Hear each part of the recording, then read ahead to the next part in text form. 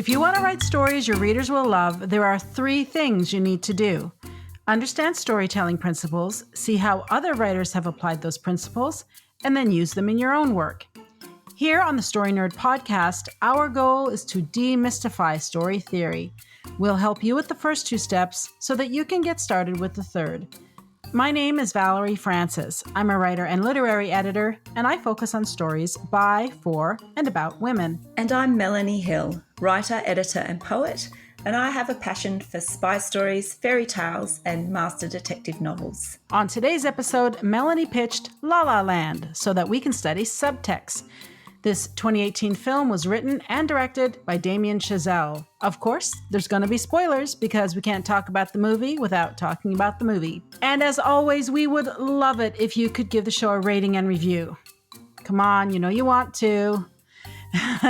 For Apple Podcast listeners, you can do it right from your phone. Simply go to the show's landing page and scroll to the bottom. It really is that simple. Just click some stars and off you go.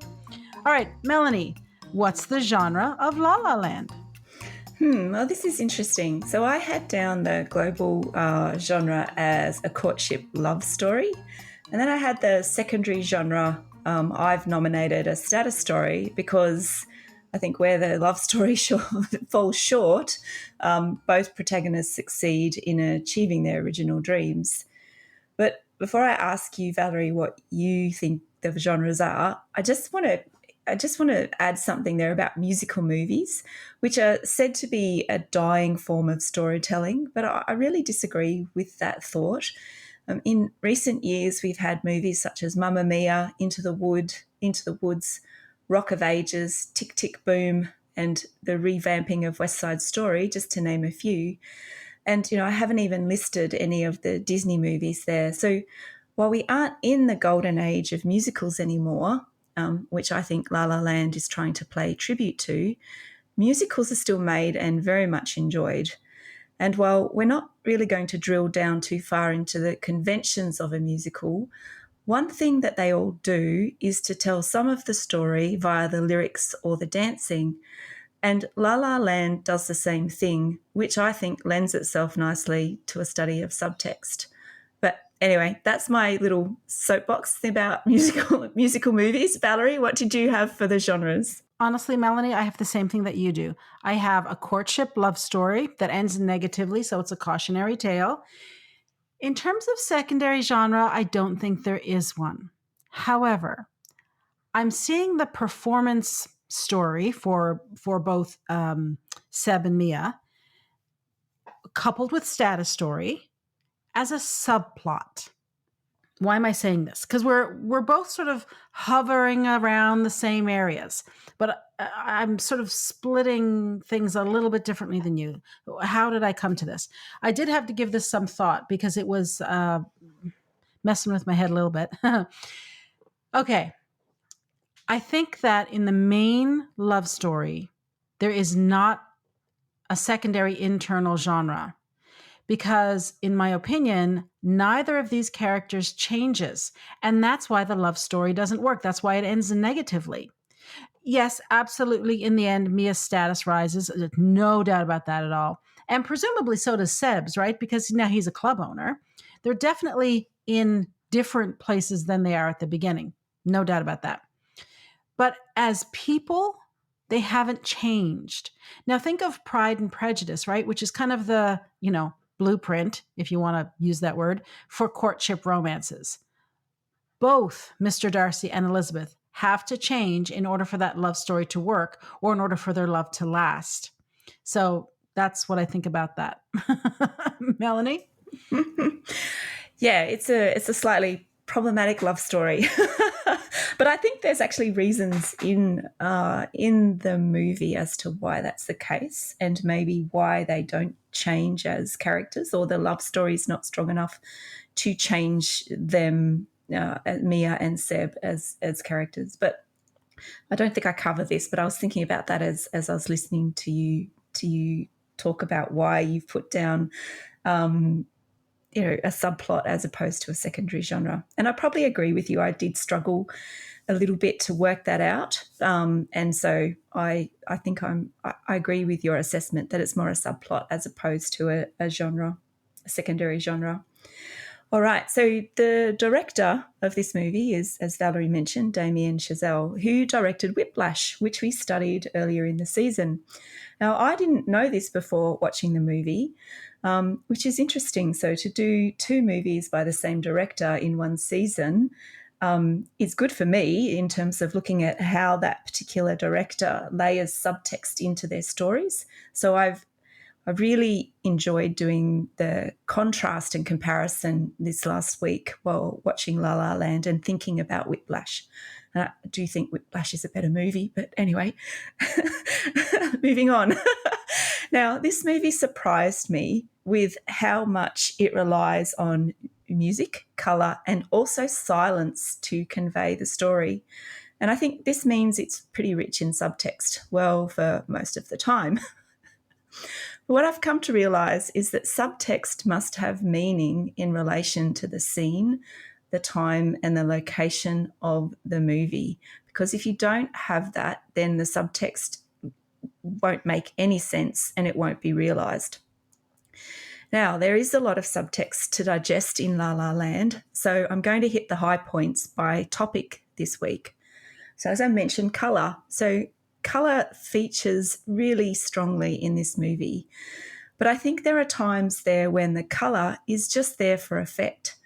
And it doesn't seem to have the same level of meaning that we saw in some of the scenes in Whiplash. Although the overall tone of colour changes at the midpoint of the movie. So this is when the characters shift from the idealistic beginning of the story and their relationship moves into a more realistic and difficult part, then the colour becomes more muted. So the bright yellows, reds and blues are gone, and there are more blacks, greys and darker colours in the scene setting and also in the clothes that the characters wear. However, in the what could have been sequence at the end, we see the return of the bright colours that we saw in the beginning, and the colours seem to support the two halves of the movie. And when we sort of see this idealistic imagining of the beginning of the movie come out in this what could have been scene. And when Mia then leaves the club at the end after the what could have been scene, we are left again with a realistic ending and not the idealistic one. So Mia is in black and she looks very sophisticated, whereas Seb is at the piano and sitting very much in the atmosphere and the decor of the club, which is very serious and probably typical of a jazz club. Now, the use of the spotlight becomes really apparent, I think, in the movie. So the spotlight is used regularly to focus on the central character or characters of a particular scene. Now, some examples include when Seb is performing by himself, when Mia tells her story or her aunt's story to the casting agents, and when she's standing on stage at the theatre looking for Seb at the beginning of the movie when they have their first date. It also focuses on Mia when she's dancing to Seb's music at the jazz club, and also when Mia hears their theme song at the end of the film, again sitting in Seb's jazz club. So the use of the spotlight directs our attention to two aspects of the story. So the first is when Mia and Seb are performing their art, and the second is at key moments in their relationship. So what I think is happening is where they are bringing the conflict between their artistic selves and who they are when they are in a relationship. And I think those two parts of the characters, it's not quite there, but I think it's very strongly suggested. And that is why I think the love story or the change doesn't happen, because we do see two parts of each character in conflict with themselves and with each other, and particularly when they're in a relationship. All right, roads and cars. So the movie opens on a gridlock highway, and this is where we also meet Mia, who's in a Prius, and Seb, who's in a 1982 Buick Riviera convertible. And as an aside, we never see Seb's car with the roof up, which reinforces the idea of another day in the sun, but I'll get to that in a minute. But they are vastly different cars. So Seb's desire to save old Jazz is reflected in his car choice, his style of shoes, and his clothes. And it's when he joins the band that some changes take place in his appearance. But it's mainly his clothes that are a reflection of that change. So the car is a representation of his unwillingness to change music styles and also to compromise. Now, Mia's Prius is more modern, and as per the scene when she asks Seb to get her keys, and there are nearly 20 Prius keys to choose from, Mia drives a car that everyone else drives, which makes it very difficult to stand out of the crowd, something Mia and her friends sing about when they get ready for their first party. Now, there are an amazing amount of scenes with Mia walking down a road, looking for her car, going to the cinema on a road, or walking with Seb when he visits her on the back lot. Now, roads are about travel and direction, and this links in nicely with the paths that both Mia and Seb need to take to achieve their dreams. I also think it's worth noting that the first time Seb picks Mia up from her house and they drive off together, he turns the wrong way down a one-way street. So that is a big sign that their relationship is not going to get them to where they'd like to be. Now, the relationships. Now, the ending of the movie is described as bittersweet because Seb and Mia do not end up together. However, I don't think it's a bittersweet ending because both have achieved their dreams and they have the life that they were hoping for at the beginning of the film. Now, the movie ends with Seb and Mia smiling at each other after the what could have been sequence, which is triggered by the refrain Seb plays on the piano. Now, this sequence is a Technicolor alternative universe, but I didn't leave the movie thinking either Mia or Seb were unhappy with their choice to pursue their art. In fact, they were both encouraging each other to pursue their dreams. So I think we have seen so many love stories with couples together at the ending that we forget what happens in real life. So not all relationships that end negatively, nor do they always leave the partners with bitter feelings. And this movie reminds us that there are some people who come into our lives for a purpose and they leave when their purpose is fulfilled. Now, the ending of La La Land provides us with a reality check about the messiness of choosing to pursue your art or your heart's desire and the sacrifices that it takes. This is real life, and it is a contrast with the nostalgic musical pieces at the start of the film. And I also think that while Mia and Seb were together, they couldn't move forward as much as they wanted to. The part of them that wanted to be in the relationship was in competition with the part of them that wanted to pursue their ambitions. And I think that this idea is supported as well in the movie using mirrors, reflections, and references to stars and sky. All right, so mirrors, reflections, duality, and the alternative self. So there are a few mirrors and reflections in La La Land. The first time we see Seb is in the rearview mirror of his car. And we also see Mia study herself in the mirror after her first unsuccessful audition. Now, both images represent the part of these characters chasing their dreams. These selves exist in mirrors because the reality for both characters is very different. So Seb is playing Christmas music and Mia is a barista. So both characters must maintain the dual parts of their lives. And we see Seb practicing and playing music, and we also see Mia auditioning for roles.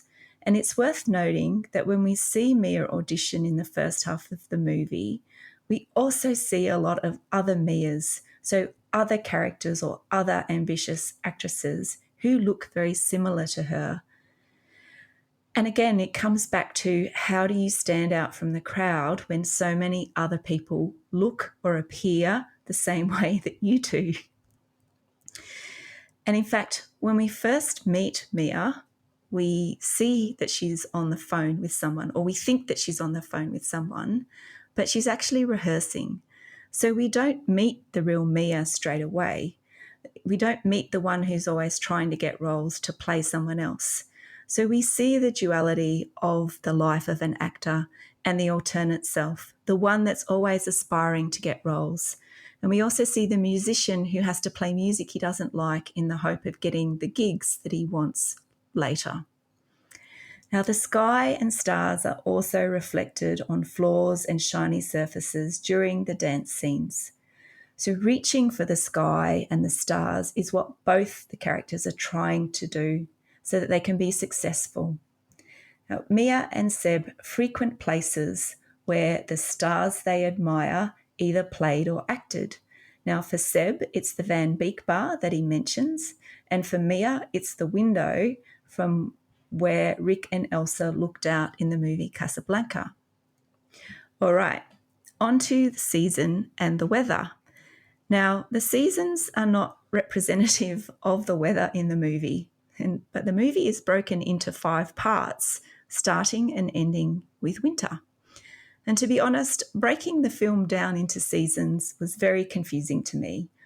I didn't see any evidence of seasons representing Mia or Seb's careers or the phases of their relationship. So winter shows us, or introduces us to the struggling Mia and Seb, and it ends when Seb knocks Mia after he's fired.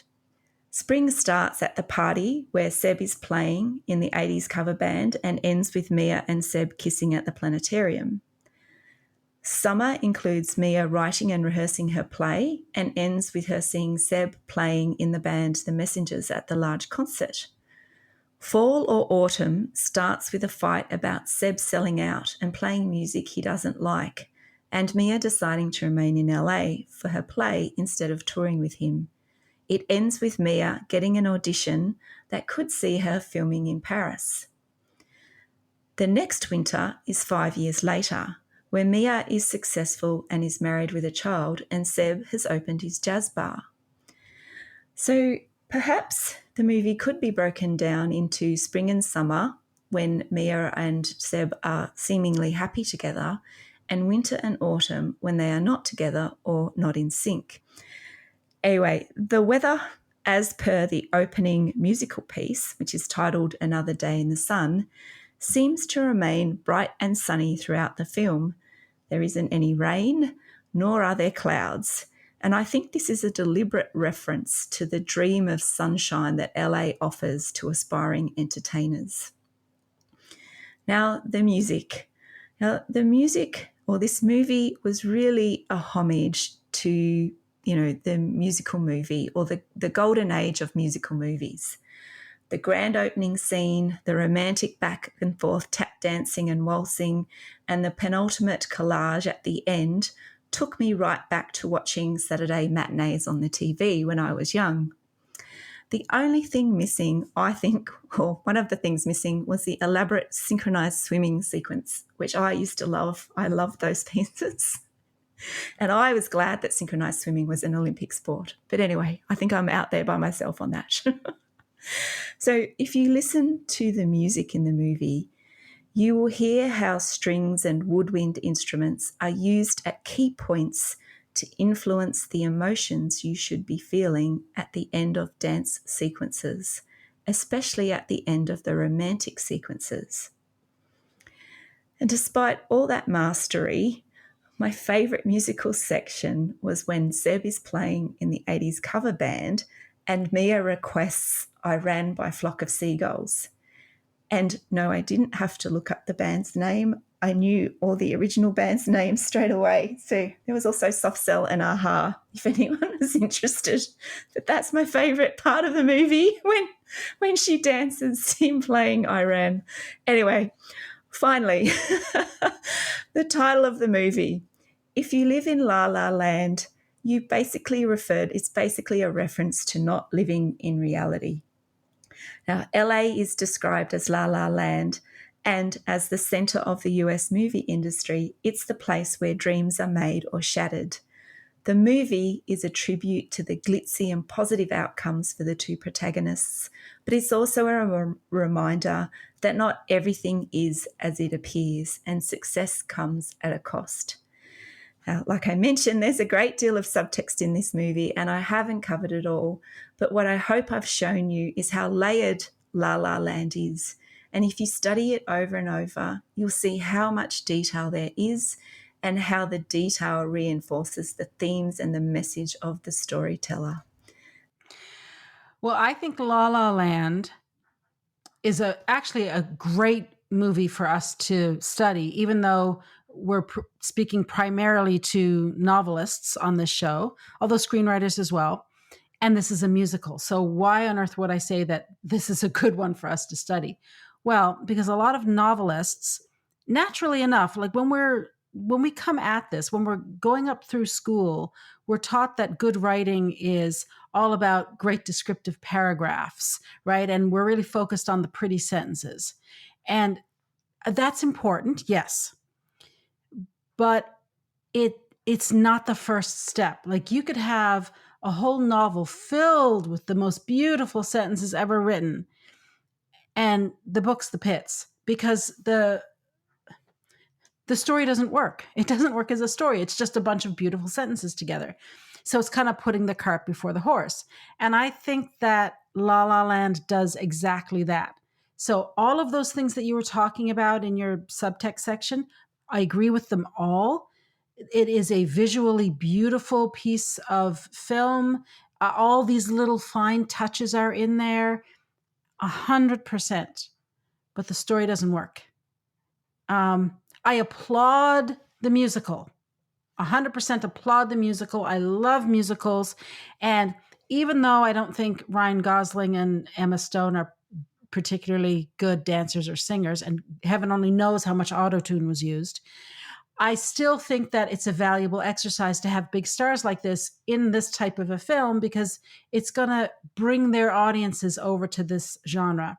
And it just like I just saw The Music Man in New York, and nobody was pretending that the audiences were there to see The Music Man. We were all there to see Hugh Jackman. He had us all charmed, but he wasn't on stage 5 minutes when it was very clear that his co-star Sutton Foster was way better than he was. Better singer, better dancer, better at musical theater.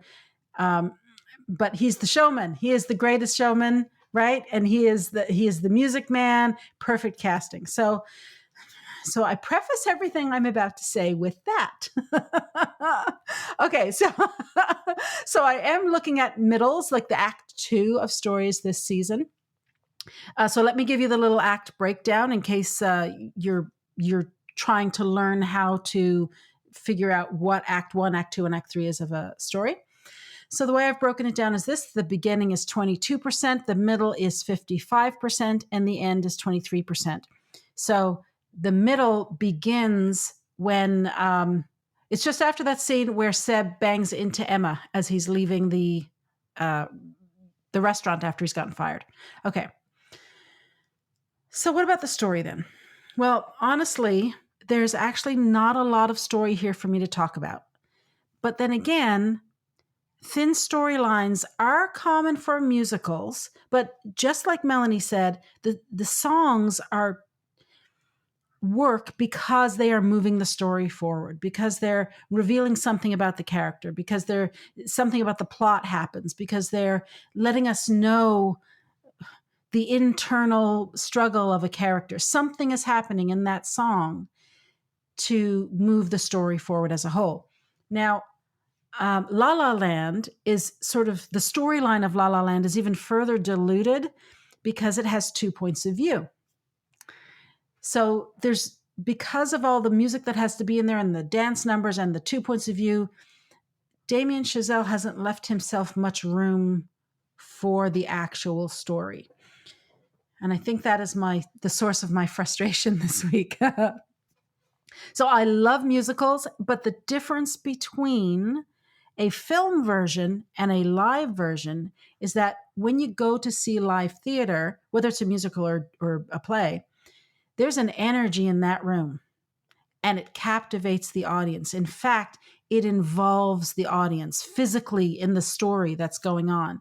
And that energy can be very quickly lost on film. So even though La La Land is a beautiful film, I do like the music. The dancing is okay. Their singing is okay. Um, the opening number that doesn't feature either of these two, I'm sure, very expensive actors, A-list actors, that opening number, the dancing on the highway, that's the best part of the whole film, in my not so humble opinion. Just like you, Melanie, I use the word homage. That's exactly what I think this is.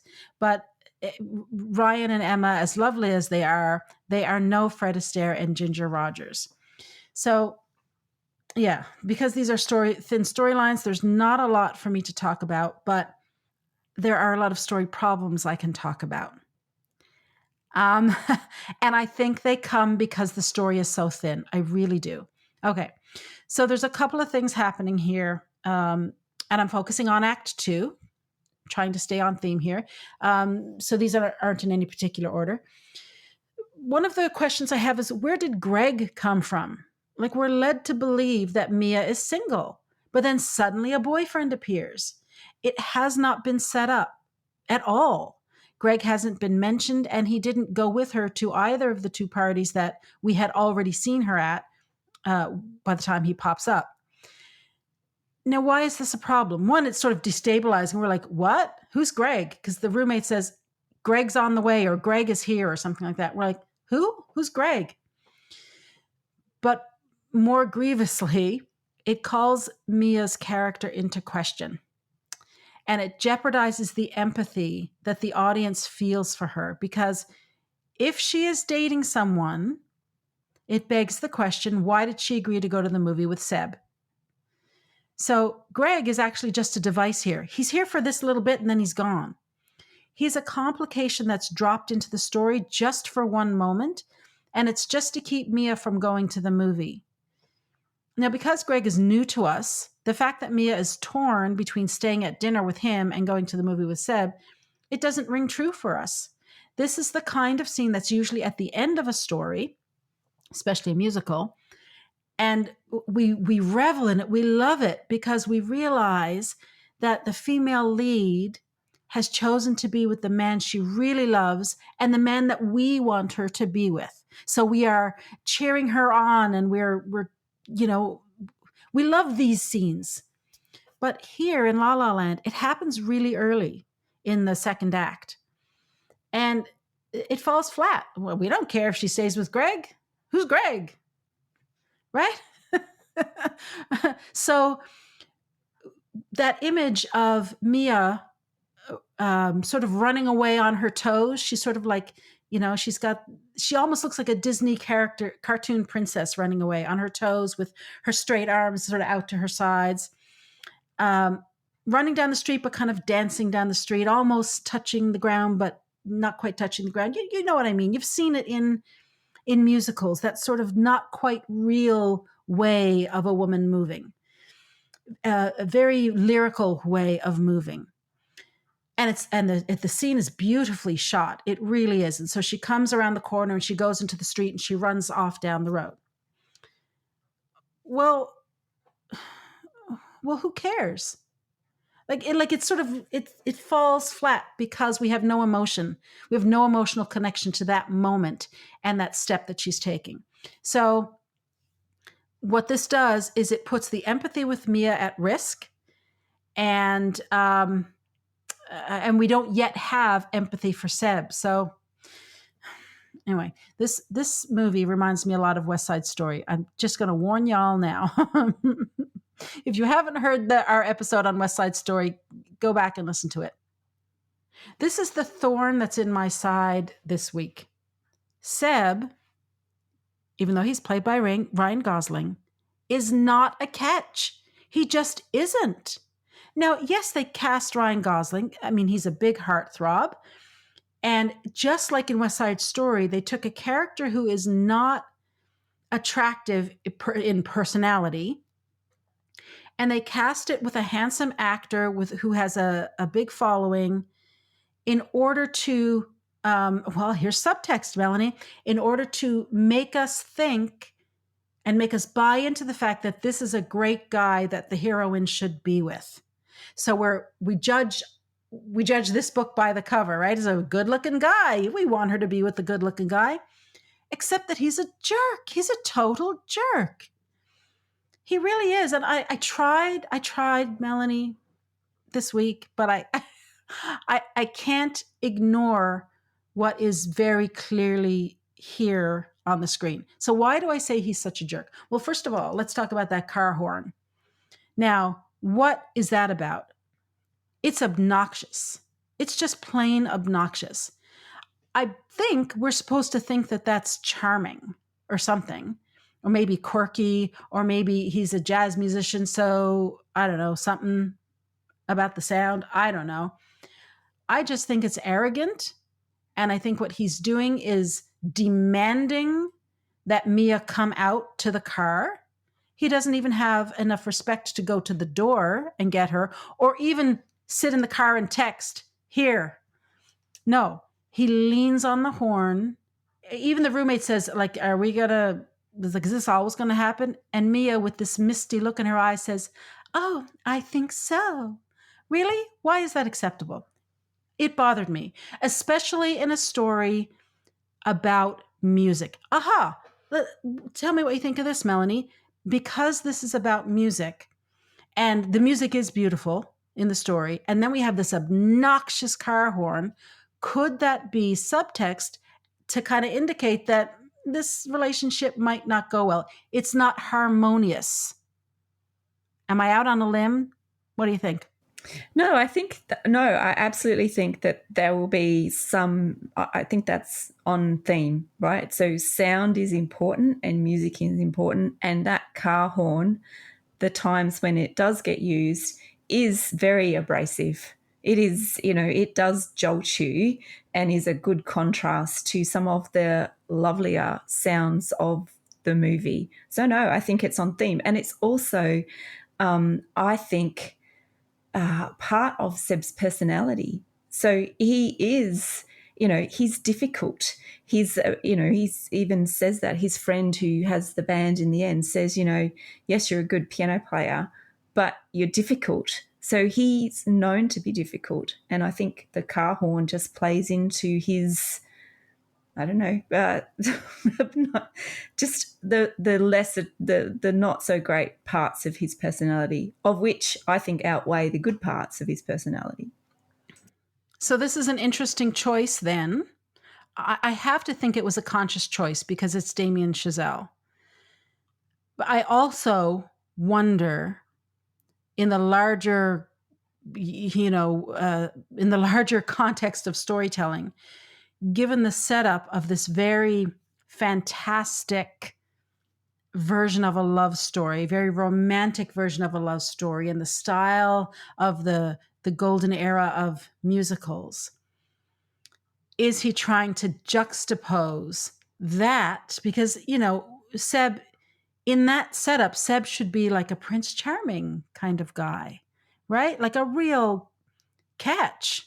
So I wonder if that is intentional, that he's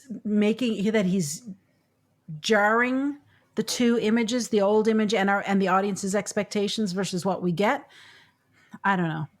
Okay, so the next thing I want to talk about is this whole issue of Seb taking the job with John Legend's band. I think it's supposed to be a proof of love. But, I mean, if it is, like, holy moly, it misses the mark. At no point does Mia ask Seb to get a steady job. She doesn't expect him to, and she does not need him to provide for her. He eavesdrops on her conversation, the one she's having with her mom on the phone. He doesn't talk to her about it. He makes an assumption. He takes a job he hates, and then he turns around and blames Mia for it. This is really spiteful behavior. if a proof of love is a term that you've not heard before, this is in a love story. It's when one character does something selfless for the benefit of the other character, but without any expectation of having that act returned or even acknowledged. In my opinion, Seb taking that job is the complete opposite of a proof of love. How is the audience supposed to buy into any of the emotions expressed here, either the love or the regret or the remorse or the fighting? To me, it's not really that sad that in the end they go their separate ways to follow their dreams or careers. Seb taking the job was always about Seb. It was never about Mia, no matter what he claims. He may not be aware that it was about him, but it is. In fact, until he hears this conversation that Mia's having on the phone with her mother, and he hears Mia say that she assumes he's saving up money so that he can open the club, it doesn't even occur to him that he should be doing something to make his dream come true. Mia doesn't need Seb to look after her. And again, if this is an homage, maybe he's trying to turn it on its ear or something. But that was the kind of thing that happened in musicals from the golden age or any movie really years ago. But it shouldn't show up in a movie in 2016, right? This is the shift that we need to start seeing in stories, whether they're novels or films or television. We're not going to evolve as a society with stories like this being presented and sort of just taken whole without anyone thinking about it. So when Seb goes on tour with the band, Mia dutifully supports him. She only questions his time away when it's clear that there's no end in sight, because it's clear from their conversation that the initial assumption was that the touring would be for a set period of time. So she says, "Oh, you mean now it's just going to go on and on?" But at the suggestion that she's going to have to go to Paris makes Seb end the relationship. So he has to go away for his work and she stays and supports him. But she has to go away for her work, so he breaks it off. It seems to be that Mia's independence is what causes the fight. Like this is the thing that's not working in their relationship. Seb plays the martyr and claims that he joined the band for Mia. He wants recognition for his sacrifice, even though she didn't ask him to, even though she didn't even suggest that he do it. When she calls him out on it, he puts her down. He says, "You're an actress. What are you talking about?" And he says to her, "Maybe you liked me when I was on my ass because it made you feel better about yourself." Oh, come on. I mean, that's just childish and petty. Is this the love interest? Is this who we want our heroine to end up with? I don't think so. That's not a proof of love. It's manipulation, right? He's playing head games with her. So had Seb missed the band photo shoot and he hadn't said anything to Mia about it, that would have been a proof of love. He still had an opportunity to turn it around and salvage everything, right? Especially after the argument that they had over dinner, right? Where the smoke alarm goes off and then Mia runs out. Instead, he stays and does the photo shoot. He misses the whole performance. And when he realizes that it hasn't gone well and she is clearly distraught, so much so that she's saying she's giving up her dream entirely, he still doesn't do a proof of love. He says, "I'll call you tomorrow." Now, I think these two live together. It looks like they do anyway at this point. So that tells me that he's going back to work. So even in her darkest moment, he will not put her ahead of him and ahead of his career. So then you might argue, okay, well, he did tell her about that Amy Grant audition. He did, absolutely. I don't buy that as a proof of love. I think that's just common decency. And when he goes to her hometown and she says, "No, I'm out. I'm not doing it," there are no words of support. He yells in her face and calls her a baby. Oi with the poodles already. This is enough, right? Oh God, I got another page and a half here in notes. But Melanie, like I'm done. I'm so done with this story. It is so stupid. I can't handle it anymore. Like, I don't think that this is the stuff we want to put out in the zeitgeist anymore. I think there's enough of it. Damien Chazelle, in my opinion, could have done better, unless his goal was to somehow do some sort of fancy juxtaposition that has totally eluded me.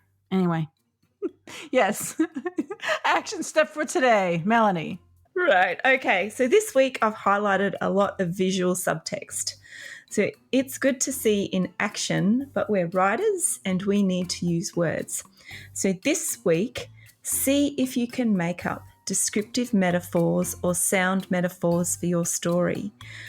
You could also try writing taste, touch, and smell metaphors, which I think would be really helpful to give your text or your words texture. Anyway, that's my action step. And that finally wraps it up for this week. Join us again next week when we discuss 4 weddings and a funeral. To support the show, please leave us a rating and review and tell your writer friends about us. For more than 70 hours of training and access to writing templates and worksheets, all for free, subscribe to my Inner Circle by visiting valeriefrancis.ca/inner circle and follow me on Twitter and Instagram at Valerie_Francis. And if you'd like to find out about books to help you read like a writer, visit Melanie on Facebook and Instagram under Melanie Hill Author, or find out more about her at melaniehill.com.au. And remember, story theory doesn't have to be difficult. It's a tool to help you write more, not less. So take it one step at a time and have fun.